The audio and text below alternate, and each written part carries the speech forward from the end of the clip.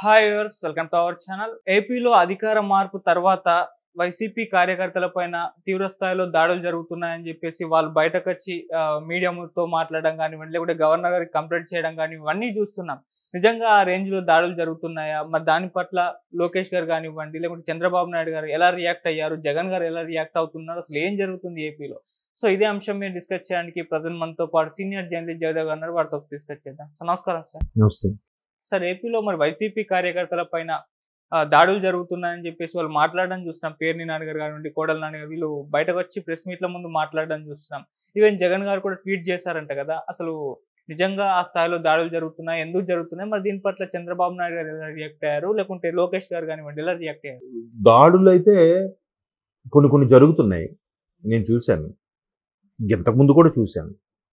అప్పుడు మీరు ఈ ప్రశ్న వేయలే, ఇప్పుడు మీరు ఈ ప్రశ్న వేశారు. అప్పుడు ఎట్లాగే ఖండిస్తే మాట్లాడితే వ్యవస్థ ఏమైందని కూడా ఏమి అనలే. సంయమనం పాటించండి, రెచ్చగొట్టేవి చేసినా మీరేమి ఇవ్వద్దనే చెప్పారు. ఇప్పుడు కూడా చంద్రబాబు అన్న అదే విషయం చెప్పారు శ్రేణులకి. వాళ్ళు బాధలో ఉంటారు, కామను. మీరు వాళ్ళు రెచ్చగొట్టే ప్రయత్నాలు చేసినా కూడా మీరేమి చెయ్యొద్దు అని. ఎందుకు రెచ్చగొట్టే ప్రయత్నం అంటే ఎవరి వెర్షన్ వాళ్ళు మేము తప్పు చేయలేదని చెప్పుకుంటారుగా, కాసేపు అలాగే అనుకుందాం. అయితే ఇక్కడ తప్పు టీడీపీ వాళ్ళదా వైసీపీ వాళ్ళదని ఒకసారి బేరీజ్ వేసుకుంటే, నిన్న మొన్న 2-3 ట్రోల్స్ చూశాను. ఎట్లాంటి ట్రోల్స్ ఉన్నాయంటే, అరే మీరు గుంపుగా గెలిచారా, సింహం సింగిల్గానే వచ్చిదయింది, అయినా మాదే గెలుపు, ఒక్కొక్క దగ్గర ఎన్ని ఓట్లు వచ్చాయి చూడండి, మా ఓట్ పర్సెంట్ షేరింగ్ పోలేదు, మాది అంతే ఉంది అంటాడు ఒకడు. ఇంకొకడు అంటాడు, ప్రజల్ని మోసం చేసిన నాయకులు ఉన్నారు కానీ నాయకుడు మోసం చేసిన ప్రజలు ఎంతవరకు లేదు. ఇప్పుడు ఆంధ్రప్రదేశ్ ప్రజలు జగన్మోహన్ రెడ్డి గారిని మోసం చేశారట. ఇవన్నీ మరి రెచ్చగొట్టే టైపే ఉన్నాయి. తర్వాత చాలా దళితుల మీద దాడులు జరిగాయి. చంద్రబాబు లాంటి వ్యక్తిని వదలలేదు, రామోజీరావు గారు లాంటి వ్యక్తిని వదలలేదు. ఆఖరికి తన చెల్లి కూడా రాష్ట్రం వదిలి పక్క రాష్ట్రం వెళ్ళిపోయింది. తల్లి కూడా గౌరవ అధ్యక్ష పదవికి రాజీనామా చేసిన ఇక్కడ ఉండలేనన్ను వెళ్ళిపోయింది. ఇవన్నీ కనపడలేదు. ఇప్పుడు మీరు అంటున్నట్టుగా ఆ మాజీ మంత్రులు నానిగారు, కొడాల నాని కానీ పేర్ని నాని గారికి కానీ పోలీసులు అసలు జీతం తీసుకుంటున్నారా, వాళ్ళు అసలు చోద్యం చూస్తున్నారని ఇప్పుడు స్టేట్మెంట్ ఇస్తున్నారు. గతంలో కూడా అలా జరిగినప్పుడు కూడా లోకేష్ గారు ఎవరైతే బార్డర్ లైన్ క్రాస్ చేసి మరీ ఎక్కువగా, ఇప్పుడు పైనుంచి ప్రెజర్ ఉంది బాబు ఆయన అరెస్ట్ చేయను చెప్పుంటాడంతే, చేస్తారు.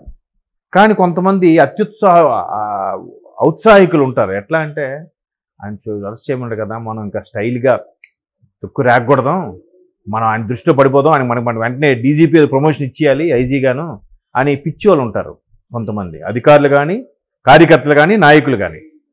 అలాంటి వాళ్ళు ఎక్స్ట్రీమ్లోకి వెళ్ళి బిహేవ్ చేసిన వాళ్ళ పేరుని లోకేష్ గారు రెడ్ డైరీలో నోట్ చేసుకున్నారు. ఇప్పుడు అరెస్ట్ చేయమన్నారు. అరెస్ట్ మరీ వాడిని కొట్టుకొని తన్నుకొని ఈడ్చుకొని అరెస్ట్ చేయడం అనేది తప్పు. అరెస్ట్ చేయమన్నాడు, అంతే. పైనుంచి ఉన్న ప్రెజర్ ఏంటి, అరెస్ట్ చేయమన్నాడు. ఇప్పుడు సుధాకర్ గారిని మాస్క్ అనగానే అరెస్ట్ చేశారు. ఆయన మరీ వెనక్కి చేతులు కట్టించి మరి తీసుకెళ్ళాలా, అది అత్యుత్సాహం అనమాట. ఏదో ముఖ్యమంత్రి గారు కంట్లో పడిపోవాలి, మనకేదో ప్రమోషన్ ఇచ్చేయాలి అని నా గురించి గొప్పగా చెప్పుకోవాలి. నీ వల్ల ఒక సామాన్యుడు బలైపోయాడా, అది ఆలోచించాలి కదా. అలాగే ఎవరైతే ఇప్పుడు మొన్న ఒక ఆవిడ ట్వీట్ చేసింది, శివపార్వతులు లాంటి జగనన్న భారతి గారికి ఎవరైతే ఇబ్బంది పెట్టారో వాళ్ళు ఇదైపోతారని చెప్పి శాపనార్థాలు పెడుతూనే ఏం పెట్టింది ఆమె, ముసుమునూరి షర్మిల గారు తన యొక్క భర్త యొక్క మొదటి భార్యని ఈ రోజుకి హింసిస్తూనే ఉంది, ఆమె పిల్లల్ని బయటికి రానివ్వట్లేదు, వీళ్ళ పిల్లలకి పెళ్ళి అయితే కానీ పిల్ల చేయకుండా ఇప్పటికీ టార్చర్ పెడుతుంది, పెళ్ళి ఇన్నేళ్ళు అయినా కూడా ఇంకా టార్చర్ పెడుతూనే ఉందని రాసింది. ఇదంతా ఏంటి, జగన్ అన్న దృష్టిలో ఈవిడ పడాలి, ఆవిడ ఉద్దేశం అది. నిజమే. దానివల్ల ఎవరు బదనాం అవుతున్నారు, మళ్ళీ జగన్ అన్నే బదనాం అవుతున్నాడు. అది మీకు అర్థం అవ్వట్లే. ఎలాగా, ఇప్పుడు ఆవిడ మొదటి భార్య అనిల్ గారు మొదటి భార్య టార్చర్ పెట్టింది అనుకుందాం, ఎవరు అండ చూసుకుని ఆవిడ టార్చర్ పెట్టింది, ఎవరు దన్ను చూసుకుని ఆవిడ చెలరైపోయింది. నాన్న ముఖ్యమంత్రి, తర్వాత అన్నయ్య ముఖ్యమంత్రి, మీ దన్ను చూసే కదా. అంటే మళ్ళీ ఒకవేళ రాజశేఖర రెడ్డి గారికి అపవాదం వచ్చినా మీకు పర్వాలేదా, జగన్మోహన్ రెడ్డి గారికి అపవాదం వచ్చినా మీకు పర్వాలేదా? అంటే మితిమీరిన అభిమానం వల్ల చుట్టూ తిరిగి వాళ్ళ నాయకుడికి ఇబ్బంది కలుగుతున్నాయి కదా. సో అలాగే ఎవరైతే ఇప్పుడు చంద్రబాబు గారిని అరెస్ట్ చేయమన్నారు, బాగుంది. అర్ధరాత్రి వెళ్ళి అరెస్ట్ చేసి ఇబ్బంది పెట్టాల్సిన అవసరం ఏముంది? పొద్దున అయ్యా రేపు 9 గంటలకు వచ్చి మీకు అరెస్ట్ చేయబోతున్నాం, ముందులో చెప్తే ఆయన పారిపోతాడా? ఇన్ని కేసులు ఈయనే పారిపోతే ఆయన ఏం పారిపోతాడు? ఎందుకు పారిపోతాడు? మరి అలా చేసుకుంటే అయిపోయింది కదా, ఎందుకు చేయలేదు?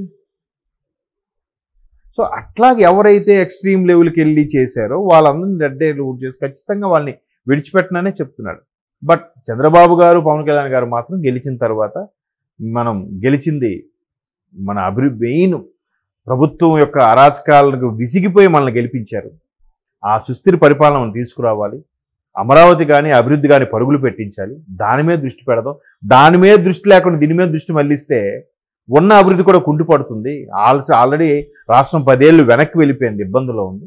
అట్లాంటివి ఏం చేయొద్దు అని ఈయన చెప్పాడు. పవన్ కళ్యాణ్ కూడా ఓపెన్గా శ్రేణులందరికీ కూడా పిలుపునిచ్చాడు. అది కదా గొప్ప విషయం.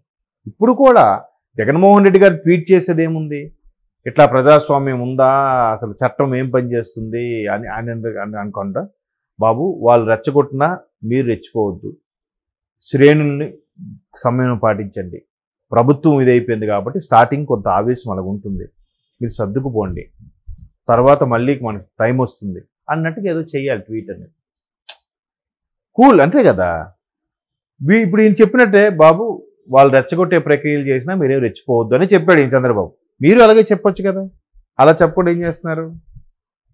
మీరు ప్రభుత్వం ఉందా, అసలు ప్రజాస్వామ్యం ఉందా, పోలీస్ వ్యవస్థ ఉందా, పోలీసులు జీతాలు తీసుకుంటున్నారా అని అంటున్నారు.